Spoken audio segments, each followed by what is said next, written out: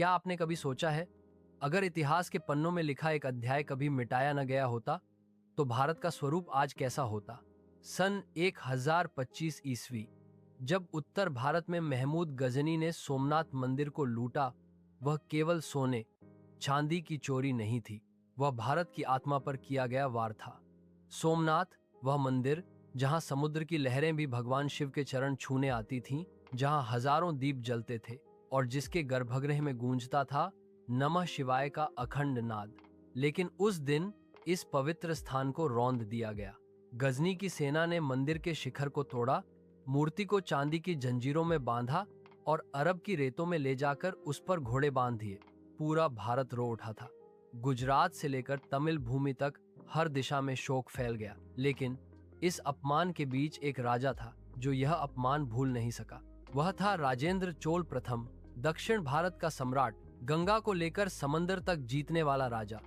राजेंद्र चोल वह नाम जिसके पास सिर्फ सेना नहीं थी, बल्कि दुनिया की सबसे शक्तिशाली नौसेना नेवी थी।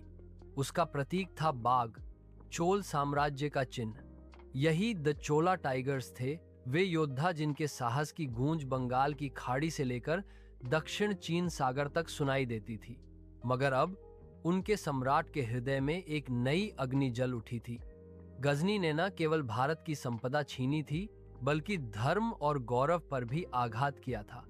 राजेंद्र चोल ने प्रतिज्ञा ली, सोमनाथ के अश्रु व्यर्थ नहीं जाएंगे, हमारा समुद्र गरजेगा और गजनी की धरती पर उतरेगा चोल का प्रकोप। इसके साथ ही शुरू हुई एक ऐतिहासिक यात्रा जिसने इतिहास को नया मोड़ दिया। एक ऐसी यात्रा जहां धर्म, बदला और सम्मान तीनों की परीक्षा थी। राजेंद्र चोल ने अपने विश्वसनीय सेनापति करिकालन को बुलाया। वह वही योद्धा था जिसे लोग टाइगर ऑफ द सी कहते थे। करिकालन ने प्रण लिया, सम्राट, जब तक गजनी की धरती पर चोल ध्वज नहीं लहराएगा, तब तक समुद्र हमें विश्राम नहीं देगा। इस आदेश के साथ चोल साम्राज्य के बंदरगाहों पर हलचल मच गई। कावेरीपट्टनम, नागपट्टनम और कालीकट के तटों पर लोहे की विशाल नौकाएं तैयार की जाने लगीं। हर जहाज पर खुदा हुआ था बाघ का चिन्ह, जो भय और शक्ति दोनों का प्रतीक था। उधर राजधानी गंगईकोंड चोलपुरम में राजेंद्र चोल ने अपने दरबार में विद्वानों और मंत्रियों से सलाह ली। कुछ ने कहा, महाराज, गजनी दूर है, हिंदुकुश पार करने वाला समुद्र नहीं, केवल मृत्यु है। राजा मुस्कुराया, जब दक्षिण की हवाएं उत्तर की ओर बहने लगें तो पहाड़ भी झुक जाते हैं। इस तरह शुरू हुई ऑपरेशन अवेंज सोमनाथ, जिसे आज इतिहास द चोला टाइगर्स एक्सपेडिशन के नाम से याद करता है। लेकिन इस सफर में सिर्फ युद्ध नहीं था, यह एक आध्यात्मिक यात्रा भी थी। हर सैनिक के पास एक तलवार थी और गले में एक शिवलिंग का लघु रूप, जो उन्हें याद दिलाता था कि यह सिर्फ बदला नहीं, धर्म की रक्षा है। समुद्र की हवाएं बदल रही थीं, तूफानों का मौसम आने वाला था, फिर भी कोई पीछे नहीं हटा। हर योद्धा के दिल में एक ही नारा था, हर हर महादेव। और फिर समुद्र ने गर्जना की। चोल टाइगर्स की सेना हजारों नौकाओं के साथ समुद्र में उतरी। भारत के इतिहास की सबसे बड़ी नौसेना यात्रा शुरू हो चुकी थी। समुद्र शांत था, लेकिन उसकी गहराइयों में कुछ बदल रहा था। आकाश के नीचे हजारों दीपों की तरह चमक रही थीं। चोल साम्राज्य की नौकाएं, हर एक पर उकेरा गया था बाघ का चिन्ह, जो इस अभियान का प्रतीक था, द चोला टाइगर्स। साल था 1026 ईस्वी। राजेंद्र चोल ने अपने सबसे विश्वसनीय सेनानायक करिकालन और युवा योद्धा आदित्य वरुणन को नेतृत्व सौंपा। उनका लक्ष्य सिर्फ एक था, सोमनाथ के अपमान का प्रतिशोध। लेकिन यह कोई साधारण यात्रा नहीं थी। गजनी तक पहुंचना मतलब हजारों मील समुद्र पार करना, अनेक संस्कृतियों, धर्मों और खतरों के बीच से गुजरना। राजेंद्र चोल ने अपने राजगुरु से आशीर्वाद लिया, हे भगवान शिव, हमारा यह अभियान धर्मयुद्ध है, हमारे बाघों के कदम कभी न डगमगाएं। तय हुआ मार्ग, तमिल तट से प्रस्थान कर लक्षद्वीप, अरब सागर, मस्कट, ओमान की खाड़ी, फिर ईरान होते हुए गजनी। यह वही मार्ग था जिसे पहले कभी किसी भारतीय सेना ने नहीं छुआ था। जब पहली नौका कावेरीपट्टनम के तट से निकली, ढोल और शंख की गूंज से पूरा आसमान भर उठा। हर योद्धा ने तिलक लगाया और गर्जना की, सोमनाथ की जय, हर हर महादेव। करिकालन ने आदेश दिया, याद रखो, ये युद्ध सिर्फ सीमा का नहीं, सम्मान का है। हम समुद्र के पुत्र हैं, हमारा गर्जन किसी तूफान से कम नहीं होगा। दिन बीतते गए, समुद्र ने उनका इम्तिहान लिया। कभी तूफान, कभी समुद्री डाकू, कभी अनजान तट जहां परदेसी शासक रहते थे। लेकिन चोल टाइगर्स के आगे हर बाधा झुकती गई। एक दिन जब वे मालदीव के पास पहुंचे, वहां के स्थानीय राजा ने उनका स्वागत किया। राजेंद्र चोल की प्रतिष्ठा इतनी महान थी कि दक्षिण सागर के अनेक द्वीप उनके अधीन थे। ये वही समय था जब भारत की सभ्यता सिर्फ भूमि पर नहीं, समुद्र पर भी राज कर रही थी। अब वे पहुंचे अरब सागर के उस हिस्से में जहां मस्कट के तट पर अरब व्यापारियों का नियंत्रण था। यहां उन्हें रोकने की कोशिश की गई, क्योंकि गजनी के प्रभाव वाले व्यापारी भारत की शक्ति को बढ़ता नहीं देखना चाहते थे। लेकिन करिकालन ने युद्ध नहीं, बुद्धि का उपयोग किया। उसने कहा, हम युद्ध के लिए नहीं, न्याय के लिए आए हैं। हमारा शत्रु वो है जिसने सोमनाथ को अपवित्र किया, न कि वो जो समुद्र का व्यापार करता है। उसके शब्दों से अरब नेता प्रभावित हुए। उन्होंने कहा, हमने कभी किसी राजा में इतनी गरिमा नहीं देखी। और उन्होंने चोल टाइगर्स को मार दिया। इस अभियान में सबसे बड़ी शक्ति थी उनका अनुशासन। हर नौका पर नियम था। सुबह सूर्य उदय से पहले शिव प्रार्थना, फिर युद्ध अभ्यास, और शाम को अग्निकुंड में दीपदान। कप्तान आदित्य वरुणन हर योद्धा से कहते, हमारा हर श्वास शिव को समर्पित है, हमारी हर लहर विजय की साक्षी बनेगी। रात को जब आकाश में तारों की रेखा चमकती, तब सैनिक दूर उत्तर की दिशा देखते हुए कहते, वहां कहीं है गजनी, जहां सोमनाथ के आंसू गिरे थे। एक रात जब बेड़ा ओमान की खाड़ी के पास रुका, गजनी समर्थक लुटेरे जहाजों ने हमला कर दिया। यह था पहला परीक्षण चोल टाइगर्स का। करिकालन ने आदेश दिया, शक्ति से नहीं, आग से जवाब दो। चोल नौकाओं ने तीरों से हमला किया और रात के अंधेरे में दुश्मनों के जहाज जल उठे। समुद्र में उठती लपटें मानो सोमनाथ के दीपक बन गईं। उस रात करिकालन ने समुद्र के किनारे बैठकर कहा, सम्राट, आपकी प्रतिज्ञा अधूरी नहीं रहेगी। हम अब बहुत पास हैं। अब उनकी नौकाएं हॉर्मुज के तट से आगे बढ़ रही थीं। सामने था फारस का रेगिस्तान और उसके पार गजनी की धरती। करिकालन ने अपने सैनिकों से कहा, अब समुद्र हमारा साथ नहीं देगा। यहां से आगे धरती की परीक्षा शुरू होती है। हर कदम धर्म की रक्षा के लिए है।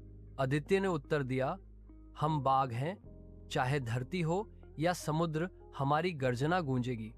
उस रात जब सब सो रहे थे, करिकालन ने समुद्र की ओर देखा और कहा, हे सागर देव, अब हमारी यात्रा तुझसे आगे जाएगी। हम तेरे पुत्र हैं, तू हमें आशीर्वाद देना कि हम गजनी के द्वार तक पहुंच सके। लहरों ने जवाब दिया, मानो समुद्र खुद कह रहा हो, जा मेरे शेरों, जा मेरे टाइगर्स। अगले सुबह सूर्योदय के साथ चोल टाइगर्स ने आखिरी बार अपने झंडे को प्रणाम किया और धरती पर कदम रखा गजनी की दिशा में। उनकी आंखों में एक ही लक्ष्य था, सोमनाथ का प्रतिशोध। रेगिस्तान की हवाएं तप रही थीं, आसमान में रेत उड़ रही थी और दूर कहीं दिखाई दे रही थी गजनी की दीवारें। करिकालन और आदित्य वरुणन की आंखों में वही दृढ़ता थी जो सिर्फ एक ऐसे योद्धा में होती है जो अपने धर्म के लिए मरने को तैयार हो। वे जानते थे, अब यह कोई साधारण युद्ध नहीं, बल्कि इतिहास का निर्णायक अध्याय बनने वाला था। सुबह का समय था। करिकालन ने अपने सैनिकों को एकत्र किया। हजारों चोल योद्धा रेगिस्तान की रेत पर खड़े थे, गले में शिवलिंग, माथे पर भस्म और हाथ में चमकती तलवारें।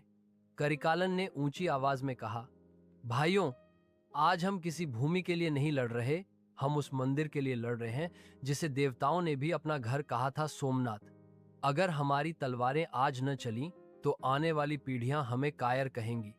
इसलिए आज हम अपने प्राण शिव के चरणों में समर्पित करते हैं। हवा में गूंज उठा, हर हर महादेव, चोल टाइगर्स की जय। गजनी की सेना को जब यह समाचार मिला कि भारतीय योद्धाओं की सेना रेगिस्तान पार कर उनके द्वार तक पहुंच गई है, तो वे हक्के बक्के रह गए। किसी को विश्वास नहीं हुआ कि भारत की नौसेना समुद्र से चलकर अब गजनी के किले के सामने खड़ी हो सकती है। महमूद का सेनापति अल हसन तुरंत 10 सैनिकों के साथ निकला। उधर करिकालन के पास सिर्फ 4 टाइगर्स थे। संख्या कम थी पर साहस अपार। करिकालन ने कहा, बाघों की गिनती नहीं होती, उनकी गर्जना ही युद्ध का फैसला करती है। ढोल बजे, रणशंख गूंजे। पहला हमला किया, अल हसन की घुड़सवार सेना ने रेत उड़ने लगी, लेकिन चोल टाइगर्स ने अपनी प्रसिद्ध वी फॉर्मेशन अपनाई, समुद्र में युद्ध करने की रणनीति, जिससे उन्होंने घुड़सवारों को बीच में फंसाया। तीरों की बौछार हुई और कुछ ही घंटों में गजनी की पहली रक्षक सेना मिट्टी में समा गई। शाम तक सूरज ढल रहा था। दूर दिखाई दे रहा था गजनी का विशाल किला, वही स्थान जहां महमूद ने सोमनाथ की मूर्ति को लाकर अपमानित रूप में रखा था। आदित्य ने कहा, सम्राट के पुत्रों, आज हम इतिहास लिखेंगे। करिकालन ने उत्तर दिया, हाँ, और यह इतिहास शिव के नाम से शुरू होगा। रात को गुप्त रणनीति बनी। चोल टाइगर्स के विशेष दस्ते, जिन्हें अग्निदूत कहा जाता था, किले की दीवारों तक पहुंच गए। उन्होंने अंदर से द्वार खोला और सुबह होते ही टाइगर ब्रिगेड ने अंतिम हमला शुरू किया। गजनी की सेना तैयार नहीं थी। चारों ओर चोल योद्धाओं की गर्जना गूंज रही थी। सोमनाथ की जय, शिव शंकर की जय। महमूद खुद अपने किले से बाहर आया। वह गर्व से बोला, तुम हिंदुस्तान के लोग यहां तक आ गए, तुम्हें नहीं पता यह गजनी है। करिकालन आगे बढ़ा और शांत स्वर में कहा, हम समुद्र से आए हैं, उस भूमि से जहां शिव स्वयं नृत्य करते हैं। हमें रोकना तेरे बस की बात नहीं। दोनों सेनाएं भिड़ी। घंटों तक युद्ध चला। गजनी की तलवारें चोल टाइगर्स की ढालों से टकराईं और हर टक्कर के साथ गूंजा, हर हर महादेव। अंततः करिकालन ने महमूद पर आक्रमण किया। लड़ाई भयंकर थी। महमूद घायल हुआ और भागकर किले के अंदर चला गया। आदित्य वरुणन ने दीवार पर चढ़कर वहां फहराया चोल साम्राज्य का ध्वज। बाघ का प्रतीक अब गजनी के ऊपर लहरा रहा था। युद्ध के बाद चोल टाइगर्स ने वह मूर्ति खोज निकाली, जिसे गजनी ने सोमनाथ से लाकर अपवित्र किया था। करिकालन ने मूर्ति को हाथ में लिया। आंखों से आंसू बह निकले। उसने कहा, शिव, आज आपका अपमान मिट गया। आपके पुत्रों ने आपको पुनः सम्मान दिलाया। फिर उन्होंने निर्णय लिया, मूर्ति को वापस भारत लाया जाएगा, और ऐसा ही हुआ। समुद्र के रास्ते लौटकर वे सोमनाथ पहुंचे। मंदिर पुनः स्थापित हुआ और उसके गर्भगृह में रखा गया वही शिवलिंग जो कभी गजनी ने तोड़ा था। राजेंद्र चोल ने अपने दरबार में सभी टाइगर्स का स्वागत किया। उसने कहा, आज तुमने सिद्ध कर दिया कि जब धर्म पर आघात होता है, तब दक्षिण का सिंहासन भी मौन नहीं रहता। चोल साम्राज्य का ध्वज समुद्र से लेकर रेगिस्तान तक फहराया गया और द छोला टाइगर्स भारत के पहले वैश्विक योद्धा कहलाए, जिन्होंने समुद्र पार जाकर न्याय लाया। यह केवल इतिहास नहीं, यह भारत की आत्मा की कथा है। वो कथा जहां एक राजा ने कहा, धर्म का अपमान हुआ है, अब समुद्र भी बदला लेगा, और जब समुद्र के बाघ निकले तो रेगिस्तान भी कांप उठा। यही थे the chhola tigers, Avengers of Somnath.